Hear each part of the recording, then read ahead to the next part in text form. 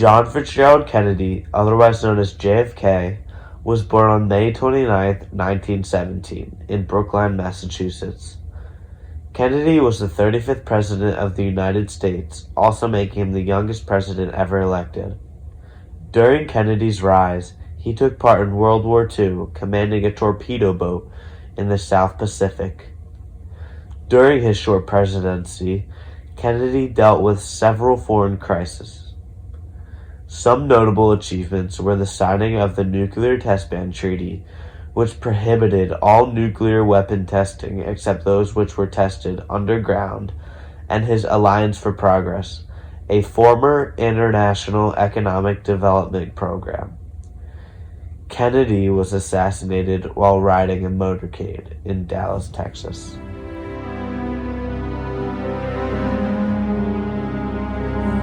Barbara O'Connell, a schoolgirl at Bishop Egan High School, a Catholic school in Bucks County, Pennsylvania, now a proud mother and grandmother of the Craig family.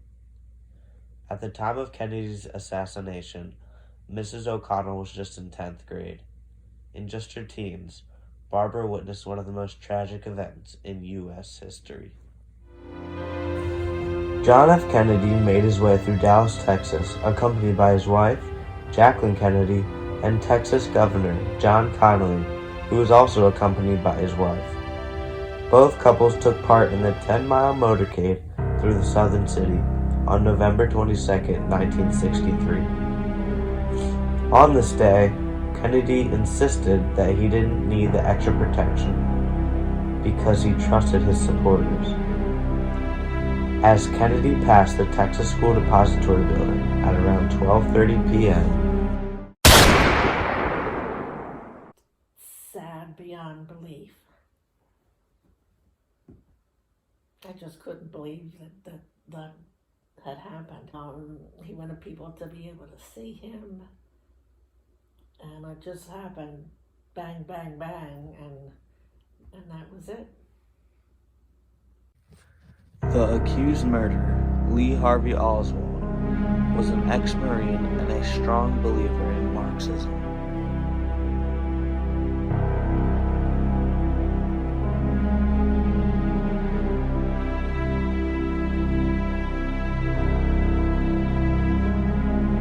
It began with the fatal shooting of Lee Harvey Oswald, the accused assassin of John Kennedy, by Jack Ruby, a Dallas nightclub owner, in the basement of Dallas Police Headquarters. Here's how it looked and sounded on live nationwide television.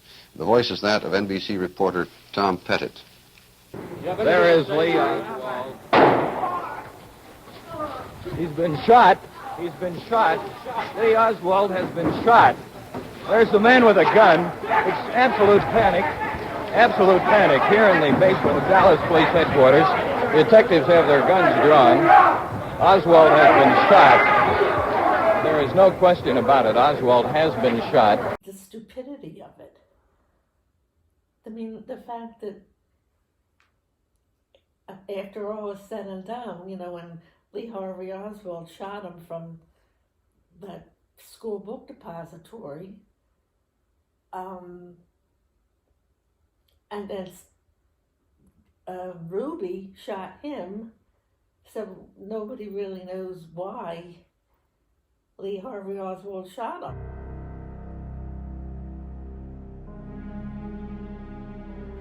I was sitting in English class, 10th grade English, and there came an announcement over the loudspeaker that the president had been shot.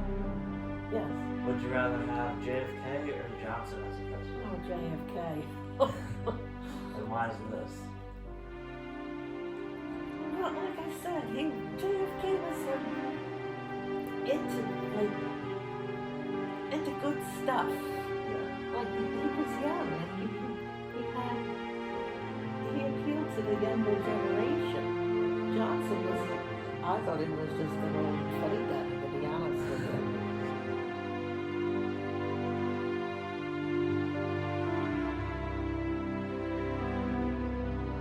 If you want to, when he was shot, there was a picture of Mrs. Kennedy trying to climb out the back of the car. And at the time, people thought she was doing that because he was getting shot from the front. And she was trying to get away from the shooter. But it turns out that when he was shot in the head, a portion of his skull was on the bumper or the back, the back of the car, and she was climbing out of the car to get it. And the Secret Service man had to jump in the car and push her back into the seat, and she held on to that piece of her husband's head until they got to the hospital, and then she gave it to one of the doctors.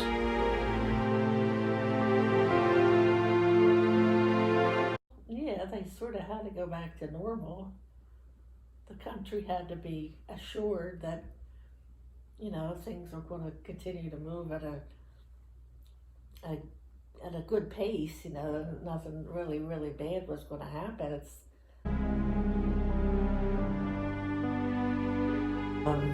President Johnson insisted on Mrs. Kennedy being there while he was being sworn in, which I thought was a very insensitive thing for him to do. She was like a zombie. She was in total shock. There's just so much that went on in those 4 days.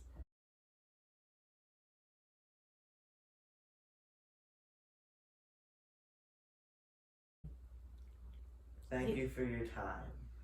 You're quite welcome.